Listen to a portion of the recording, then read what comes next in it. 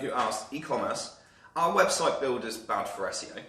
If so, how does Shopify, Wix or WordPress, with the plugins like WooCommerce, how do they compare? So yeah, it's a question that's frequently searched, and I agree. Yeah, no, it's one that comes about because, especially the likes of Wix, they've had quite a bad rep from an SEO point of view over the last couple of years. Well, their sites weren't indexable, so... No, exactly. They're just justified. Yeah, exactly. I'd say WordPress and Shopify tend to be ahead of Wix in terms of the ability for you to be able to make changes from an SEO point of view.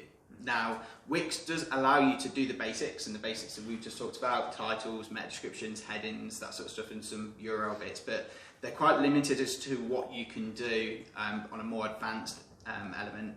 Also, some of the advanced bits that you can do are behind a kind of a higher subscription level, so you have to pay more to be able to do it. Whereas WordPress, obviously, for the most part, once you've kind of paid for your design of your website and you've paid for the kind of key plugins that you need, you don't pay on a monthly basis anyway. So lots of plugins are free. Yeah, exactly. Yeah. So Yoast and stuff like that. You don't need your freemium version, the premium version of Yoast. The free version gets you everything you really need. Yeah, same with website cache and speed plugins and stuff. There's a lot of free versions out there that are really good. So yeah, Shopify and WordPress tend to be the best because they're easy to customize from an SEO point of view.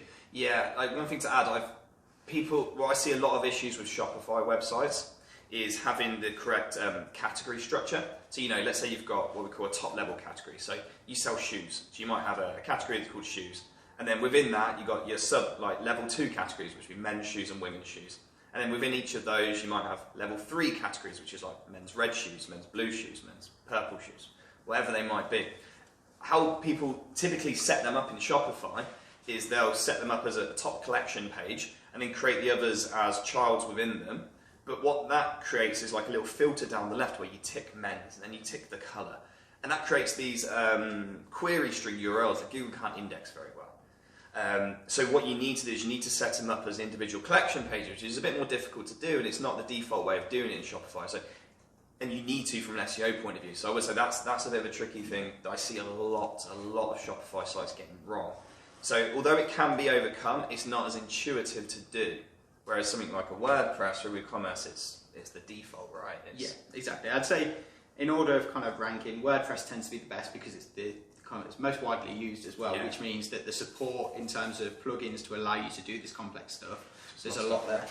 We're losing Christmas right now. So WordPress tends to be the best, followed by Shopify, and then followed by Wix. It may be stuff that they improve over the years, but that's how it is currently, I'd say.